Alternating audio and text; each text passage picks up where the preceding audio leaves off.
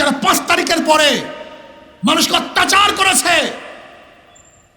আমি বলবো তওবা করুন, শুদ্ধ হন, মানুষকে শান্তি দেন। এই লুটের দেশ, অত্যাচারীদের দেশ, এ দেশের জাতি আর দেখতে চায় না, আর দেখতে চায় না, আর রক্ত দিতে পারবো না। এর জন্য মাদার গাছ লাগিয়ে আমের আশা করা যায় না। যারা 5 তারিখের পরে দেশে লুটপাট গুন্ডামি শুরু করেছে, ওদের মাধ্যমে দেশ কোনোদিন ভালো হতে পারে না, ওদেরকে প্রতিহত করতে হবে। দেখছেন মামলা শুরু হয়ে গেছে। আওয়ামী লীগ অপবাদ দিয়েছি, তোমরা মিথ্যা মামলা দিয়েছ, তাহলে 5 তারিখের পরে যারা মিথ্যা মামলা দিয়েছে তাদের মধ্যে আওয়ামী লীগের পার্থক্যটা কোথায়? আওয়ামী লীগকে বলেছে জুলুম করেছ, 5 তারিখের পরে যারা জুলুম করেছে তাদের মধ্যে আওয়ামী লীগের পার্থক্য কোথায়? আমি ক্লিয়ার বলতে চাই, আওয়ামী লীগের মধ্যেও যারা ডাকাত না, জালেম না, অত্যাচারী না, তাদেরকে অত্যাচার করা যাবে না। আমি ওই সমস্ত ভাইদেরকে বলবো যারা আওয়ামী লীগের মধ্যে ছিলেন, ভালো আদর্শবান ব্যক্তির দল আওয়ামী লীগ হতে পারে না। আপনি তওবা করুন। লুটেরা এবং ডাকাত বদমাশদের দল কোন আদর্শবান ব্যক্তির দল হতে পারে না।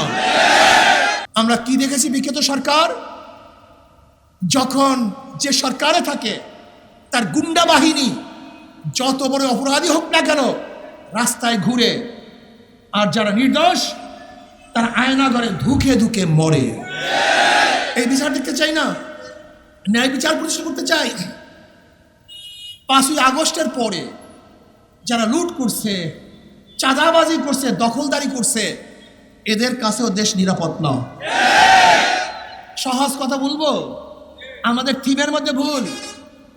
আমাকে প্রশ্ন করছে সাংবাদিকরা, আপনি কি চান একজন প্রাইম মিনিস্টার 2 বছর মেয়াদির বেশি না থাকতে? আমি বললাম আপনাদের মূল থিমের মধ্যে ভুল। আগে থিওরি ঠিক করেন, সূত্র ঠিক করেন। তা আবার কি? আমি বললাম ধরেন একজনের নাম এ, একজনের নাম বি, একজনের নাম সি। এ বি সি তিনজনে চোর, ক্ষমতায় এ, কি করবে? কথা বলেন। হটাও এ বসাও বি, কি করবে? হটাও বি বসাও সি। কথা বলেন না কেন? কারণটা কি? নেতার পরিবর্তন হয়েছে, দলের পরিবর্তন হয়েছে, আদর্শের পরিবর্তন হয় নাই। ওসি থানার থেকে যায়, ওসি আসে, কিন্তু ঘুষের পরিবর্তন কারণটা কি? এসপি যায়, এসপি আসে, ঘুষের তো পরিবর্তন নেই। খুব ভালো মতো রাখতে হবে, এসপি গেলেই ঘুষ বন্ধ হবে না, ওসি পরিবর্তন হলেই ঘুষ বন্ধ হবে না, যতক্ষণ পর্যন্ত নীতি ও আদর্শবান ব্যক্তি ওখানে না বসবে। আমি তাদেরকে বললাম 1 বছর, 2 বছর, 5 বছর, আর 2 মেয়াদ বা 5 মেয়াদ দরকারটা কি? চোর যদি 1 দিনের জন্য বসে সে চুরি করবে, 1 মেয়াদের জন্য বসলে চুরি করবে। কাজে আমরা শুধু নেতা চাই না, নীতির পরিবর্তন চাই। যারা চুরি করবে না, ডাকাতি করবে না, জুলুম করবে না, অন্যায় করবে না। আমাদের বাংলাদেশের সবচেয়ে বড় সংকট কি জানেন? এত শিক্ষিত গোটা দুনিয়ার অনেক কান্ট্রিতেই নেই। এত উচ্চ শিক্ষিত এত উচ্চ ডিগ্রিওয়ালা অনেক দেশের কান্ট্রিতেই নাই। কিন্তু আমাদের দেশের সবচেয়ে বড় সমস্যা কি জানেন? দুর্নীতি। জোরে বলেন। এই দুর্নীতি মুক্ত দেশ করতে চাই, চোর মুক্ত দেশ করতে চাই, ঘুষ মুক্ত দেশ করতে চাই, ডাকাত মুক্ত দেশ করতে চাই। কি রাজি আছেন ইনশাআল্লাহ? এর জন্য মাদার গাছ লাগিয়ে আমের আশা করা যায় না। যারা 5 তারিখের পরে দেশে লুটপাট গুন্ডামি শুরু করেছে, ওদের মাধ্যমে দেশ কোনোদিন ভালো হতে পারে না, ওদেরকে প্রতিহত করতে হবে। দেখছেন মামলা শুরু হয়ে গেছে। আওয়ামী লীগ অপবাদ দিয়েছি, তোমরা মিথ্যা মামলা দিয়েছ, তাহলে 5 তারিখের পরে যারা মিথ্যা মামলা দিয়েছে তাদের মধ্যে আওয়ামী লীগের পার্থক্যটা কোথায়? আওয়ামী লীগকে বলেছে জুলুম করেছ, 5 তারিখের পরে যারা জুলুম করেছে তাদের মধ্যে আওয়ামী লীগের পার্থক্য কোথায়?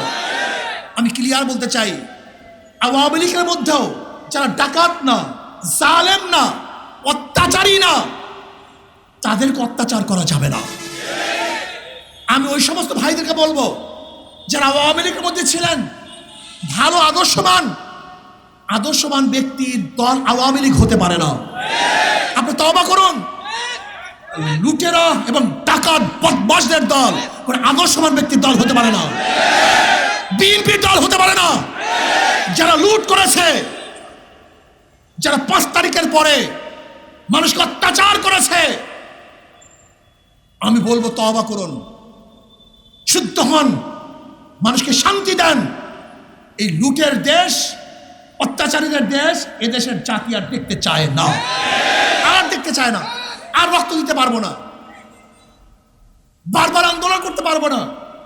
আসুন আমরা সম্মিলিতভাবে এমন একটা দেশ গড়ব যে দেশের মধ্যে থাকবে সাম্য, মানবিক মর্যাদা, সামাজিক ন্যায় বিচার, যেখানে অধিকার থাকবে মুসলমানদের, যেখানে অধিকার থাকবে হিন্দুদের, যেখানে অধিকার থাকবে খ্রিস্টানদের, যেখানে অধিকার থাকবে বৌদ্ধদের, যেখানে অধিকার থাকবে প্রত্যেকটা পুরুষের, যেখানে অধিকার থাকবে প্রত্যেকটা মহিলাদের।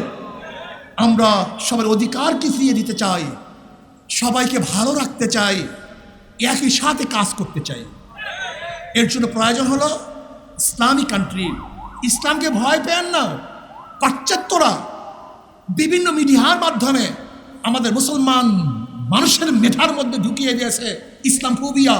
ইসলাম মানেই জানি আতঙ্ক, ইসলাম মানেই জানি কি না, ইসলাম মানেই কিছু না, ইসলাম মানেই শান্তি, ইসলাম মানেই মুক্তি, ইসলাম মানেই আপনার অধিকার। শুধু একটা উদাহরণ দিয়ে শেষ করবো ইসলাম মানিটা কি। ওমর ইবনে খাত্তাব রাদিয়াল্লাহু তাআলা খুতবা দেওয়ার জন্য দাঁড়ায়ছেন। এক সাধারণ পাবলিক বলতেছে, আমিরুল মুমিনিন আপনার খুতবা শুনবো না। তাহলে কেন? তাহলে রিলিফের কাপড় দিয়ে আপনি জামা বানাইছেন, আমিও রিলিফের কাপড় দিয়ে জামা বানাইছি, কিন্তু আপনার জামা এত সুন্দর হয়েছে, কাপড় বেশি চুরি করেছেন, আর আমার জামা খাটো হয়েছে, আমাকে কাপড় কম দিয়েছেন। এর জবাব না দেওয়া পর্যন্ত আপনার খুতবা শুনবো না। জবাবদিহিতার অবস্থা বুঝেন? অর্ধজাহানের বাদশা, সাধারণ পাবলিক। ওমর ইবনে খাত্তাব রাদিয়াল্লাহু বললেন, এর জবাব আমি দেব না, এর জবাব আমার ছেলে আব্দুল্লাহ দিবে। আব্দুল্লাহ রাদিয়াল্লাহু বললেন, আমার আব্বা আত্মসাৎ করেন নাই, বরং রিলিফের কাপড় আমিও পেয়েছিলাম, আমার বাবাও পেয়েছিল, উভয় যদি জামা বানাই একজনের জামা ভালো হবে না, কাজে আমি আমার কাপড়টাকে আমার বাবাকে হাদিয়া দিয়েছি। এবার খুতবা পড়ুন। এর নাম ইসলাম। বিয়াকুব ইসলাম জানো নাই, ইসলাম চিনো নাই। ইমাম রুমি রহমতুল্লাহ বলেছেন, আমি অনেক পোশাকের মধ্যে মানুষ দেখেছি যারা আসলে মানুষ না, আর অনেক মানুষ দেখেছি যাদের কোনো পোশাক ছিল না। আমরা পোশাককে নির্বাচন করি, মানুষ নির্বাচন করি না। আমরা বিল্ডিং নির্বাচন করি, মানুষ নির্বাচন করি না। আসুন, পোশাক দিয়ে মানুষকে নির্বাচন করা যায় না, আখলাক এবং চরিত্র দিয়ে মানুষকে নির্বাচন করা যায়। এরকম চরিত্রবান মানুষকে আমরা ক্ষমতায় বসাই, তাহলে মানুষের অধিকারকে ফিরিয়ে দিতে পারবো। আল্লাহ আমাকে এবং আমাদের সবাইকে সম্মিলিতভাবে এই দেশ গড়ার তৌফিক দান করেন। আল্লাহুম্মা আমিন। রব্বানা যালামনা আনফুসানা ওয়া ইল্লাম তাগফির লানা ওয়া তারহামনা লানাকুনান্না মিনাল খাসিরিন। আল্লাহ আপনার জন্য আপনার হুকুমত, ইসলাম হুকুমত কায়েম করে দেন। ইসলাম হুকুমতের জন্য সাহাবায়ে কেরামদের নমুনা হিসেবে জাতীয় করার তৌফিক দিয়ে দেন। রব্বির হামহুমা কামা রাব্বায়ানি সগীরা।